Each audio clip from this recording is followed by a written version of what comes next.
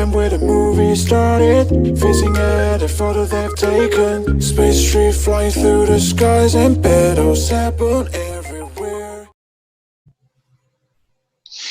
Hey guys, this is Vishal Kapoor, your friend in real estate, and welcome to Wish for Your Home Show.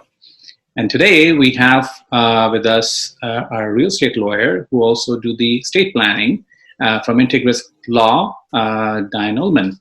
Diane, how are you? I'm good. Just working from home and trying to be, doing the social distancing that we're all told to do, and things are moving along as usual business-wise, though. All right.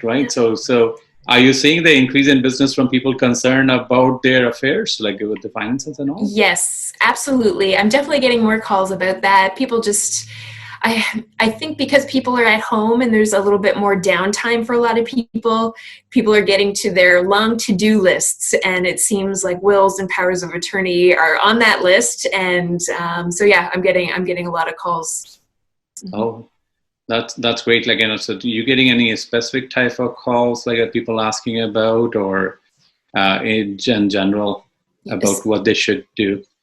Right. So in general, like with our office, for instance, if somebody gives me a call or emails me and say, hey, I want to, I'm thinking of putting together a will or power of attorney, my first step is to send them an estate planning questionnaire.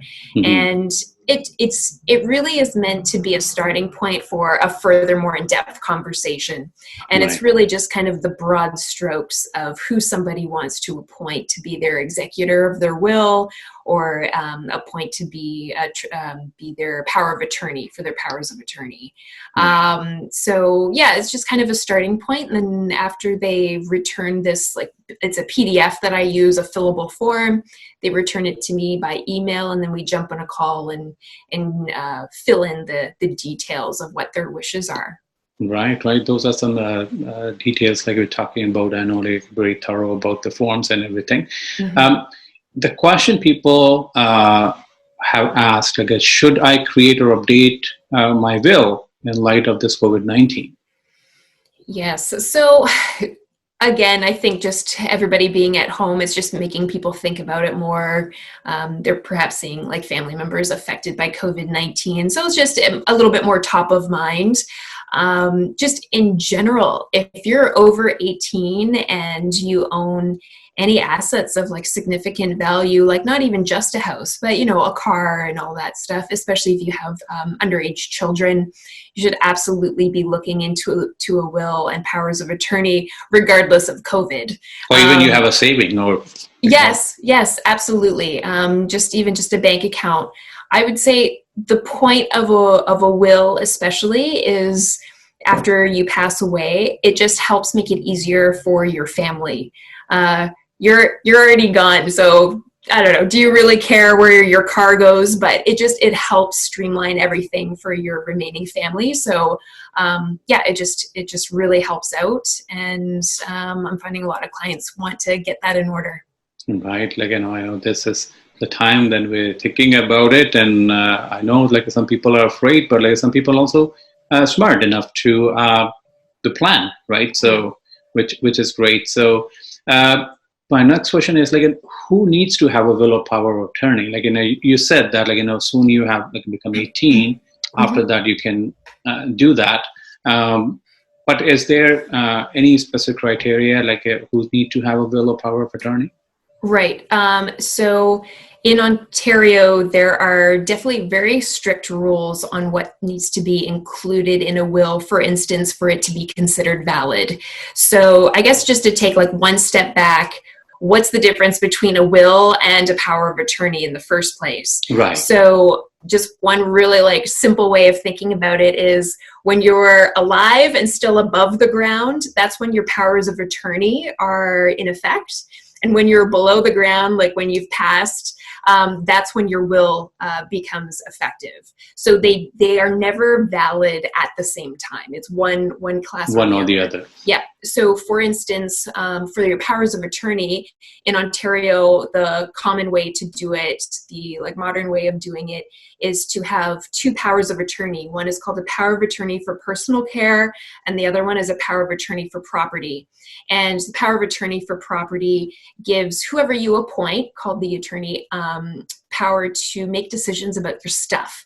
So whether it's your assets, whether it's your car, whether it's your bills, it would allow them to have access to your bank accounts so they could pay bills and utilities on your behalf for whatever reason. If, say, you're incapacitated, say you're in the hospital, you're in a coma, like something like that.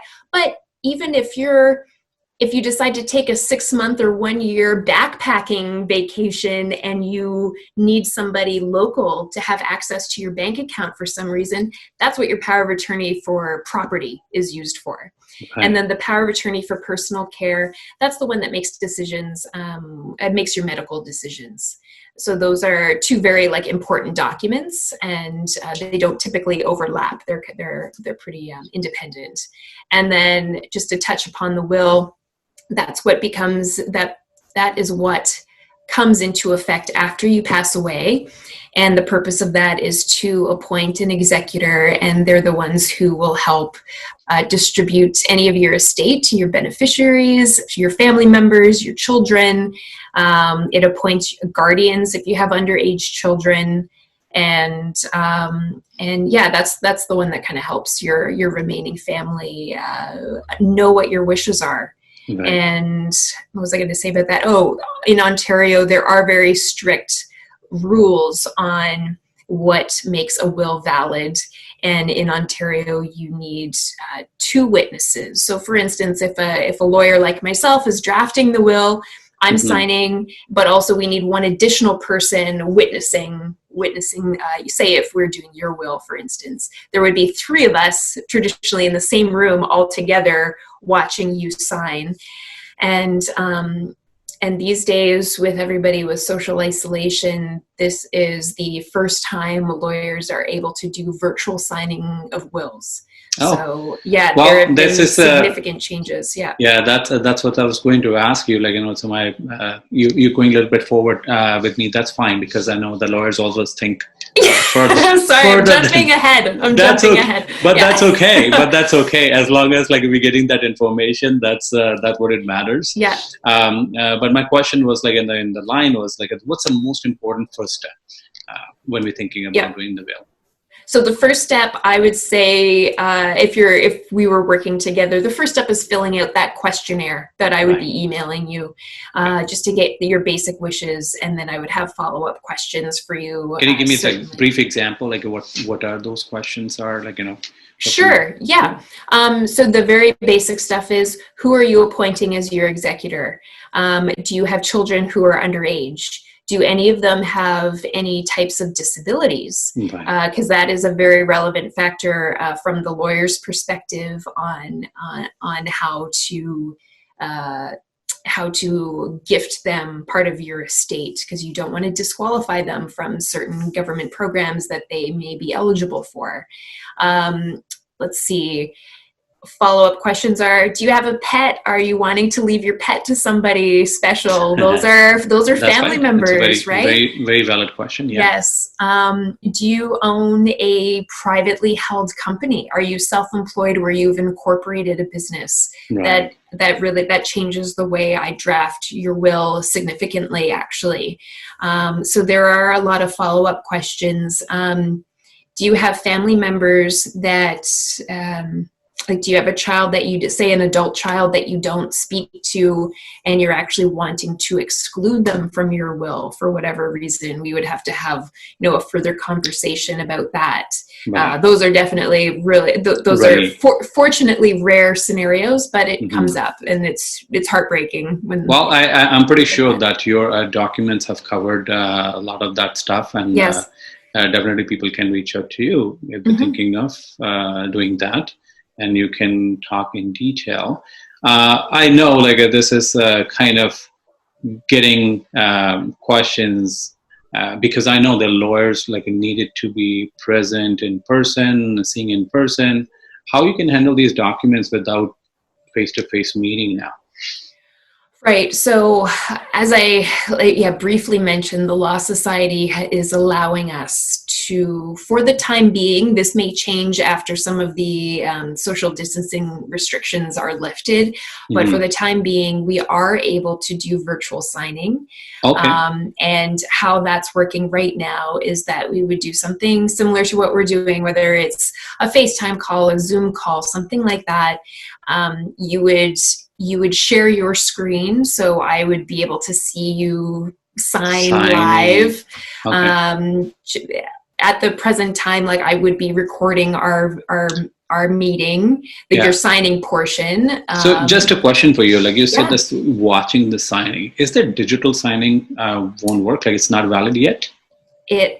So you are allowed to digital sign right now. So this was like the very recent change, and I'm talking about recent as in 2 weeks ago, like Okay. it's very recent. Yeah, because I was reading somewhere that the electronic sign is still not valid in Law Society. And it's like, That's right. we did Yeah, the we did the real estate and documents all electronically signed. absolutely. And Absolutely. why is there the difference, and what make a difference it makes? So Right, right.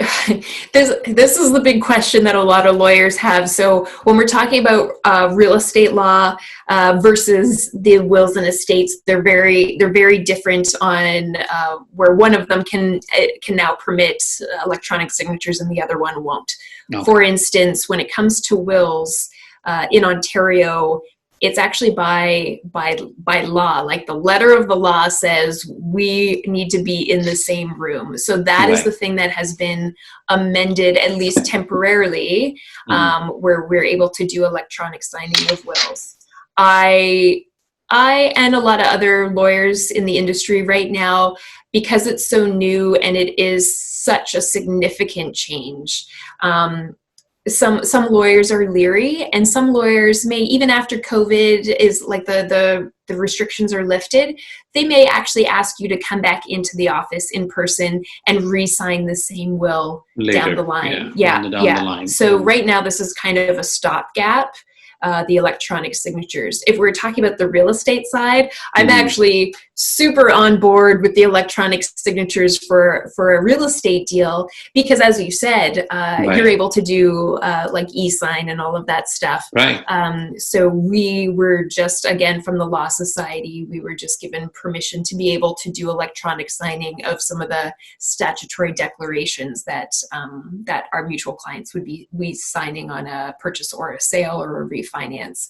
So they're kind of two different pools of of um, of abilities right now. That's right. Like, and thanks to this electronic sign and everything which is going on right now, even the virtual tour and Mhm. everything, be able to still do the transaction because we are still as essential service, like as a real estate and law society as well, and Mhm. we can keep on doing the transactions because people do need a home, people do need to transfer things. The life goes on, right? So Right. it's like a life, it's restricted, but I think this digital things like and everything is great. Yeah. So the other question which I have, like a lot of people also have question, and I used to work with the Staples, and we used to sell those uh, write your own will, The Wills or kits. called the Yep. holographic will. Are those Mhm. legitimate if you can't get to a lawyer? Our this so there are a lot of cases, a lot of precedents about this, and Ontario is quite strict about it. So the point is, if you were to pass away and you did one of those fillable forms, that is number one, that's not really considered a totally holographic will because you haven't written every word. You're filling in the blanks, right? Right. So there's a challenge with those. Also, did you have a witness there with you? Like we mentioned, it's yourself signing your will, but also two additional witnesses. Right. So we're all three of you in the same room together, signing appropriately. And if something's missed, that will is considered invalid in Ontario. Mm. Unlike some other provinces in Canada, Ontario is very strict, where it's kind of an all or nothing when it comes to the validity of a will. I believe it's BC, where if 90% of the will is executed properly, the judge, the courts out there will be a little bit more willing to validate the whole will. In Ontario, it's kind of an all or nothing. Wow. So it is quite strict in Ontario. Well, that's correct me the question. So if I own the property or any state in other province, that can become complicated, isn't it? It absolutely does. And it comes down to where your primary residence is, where it's called like where you are domiciled, where your primary like home base is. Right. So if your home base is in BC, really you should be seeing a lawyer in BC to draft your will, even if you happen to have additional properties in Ontario. Right. So that's definitely one of the conversations that is that happens after filling out that questionnaire that I would have sent to clients. Do you have property outside of Ontario? Do you have a lot of assets outside of Canada? Like each of those have kind of their own implications. Wow. Like I never thought about that way. I thought like, it's always like like at the federal level in terms of becoming the wills, but the province-wide. Wow, it is. That's interesting. Yeah. Well, every time I talk to you guys, I always come to some new revelations, which I never knew. And we always have a question, so that's great. I'm glad we can help. Yeah. The other question I have, if I have an existing will, can I make amendments myself, or should I make any amendments looking into what's going on right now? So the short answer is, can you scratch something out and add something in? The answer is yes. Okay. May you cross something out and it affects some other section in the will, and then the will is really kind of messed up in general? That can also happen. So that's definitely a risk. Right. So honestly, if you came to me with your will and you're like, hey, I just want to do this small modification, I would actually tell you, yes, you could like cross this out and like sign it, but it also needs to be like witnessed. Okay, so any amendment, just like anything else. Yeah. You need to have a witness as well on that. Oh, yeah. Or I guess the point is, even if you don't have it witnessed, it comes down to it's opening up your will to be challenged. Right. And the point is you're writing your will to make things easy and clear and straightforward for your surviving family. So if something's crossed out and one family member says, he didn't mean that, and another family member said, yes, he did, he did this recently, then it's opening it up to family trauma. For sure. It's opening it up to so many things. So I know that's going to happen, right? In terms of like previously you talked about the executor, right? How important is the executor? So very important. So it is not a position that's easy or straightforward. It's it's a big undertaking. So when you appoint an executor, generally you're appointing, one person, and then there's an alternate, like a backup person. Right. So if that first person, if they're just in a stage of their life where they just cannot take on anything else, they could say, hey, I pass, move on to the next person. Right. And really that person you're appointing is somebody that you trust, somebody that you're comfortable, knowing all of your business after you've passed away. Right. Also, and back to the trust thing, an executor has a lot of power. Right. So you want to be sure that executor is going to follow your wishes and pass on your estate to whatever family members you're leaving things to. Yeah. So like it's definitely very important. One thing is like if somebody haven't have the executor just in case for any reason, then what happens? Yeah, so there's a couple of scenarios there. Say the people you appoint in your backup person, maybe they've passed away before you have, so there's nobody left.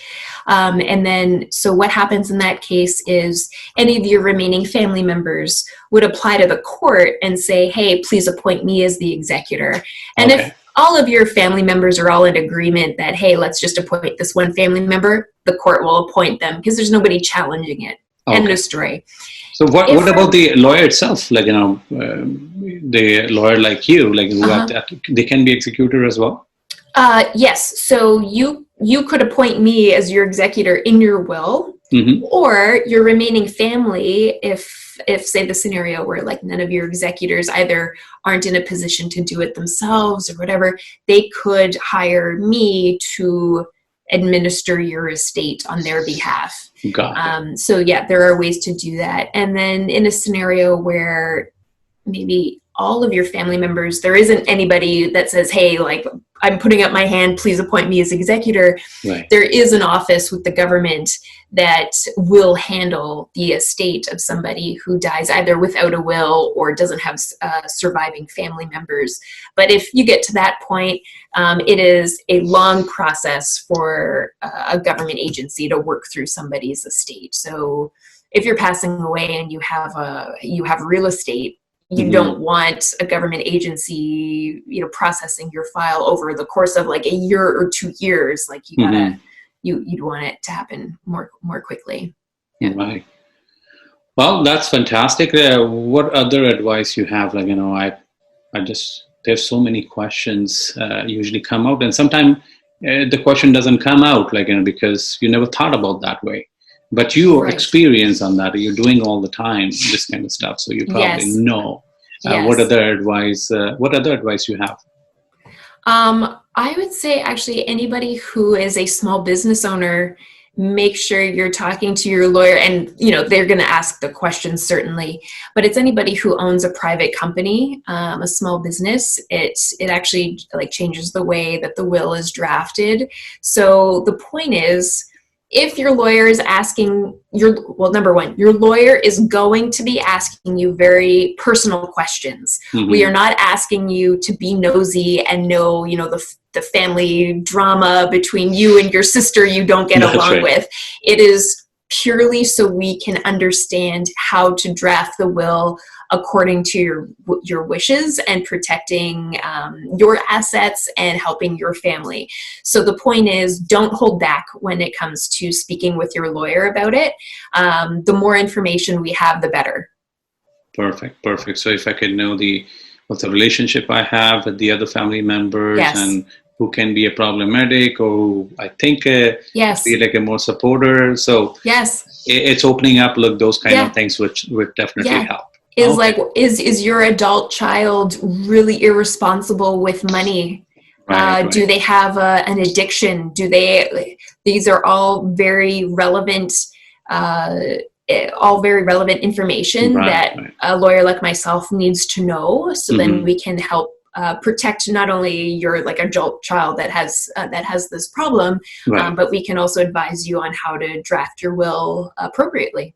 Oh, nice. That's great. Like, because I think that the most important part, how it's written, what have been said in the will, because we've seen some, the family dramas in the movies and all, like after what happens. So, but in real life, like those dramas happens as well. So, absolutely, we not the relationships are complicated, as to say. But and we then can throw in money, and it becomes more complicated. Oh, for sure. Sure. That's great.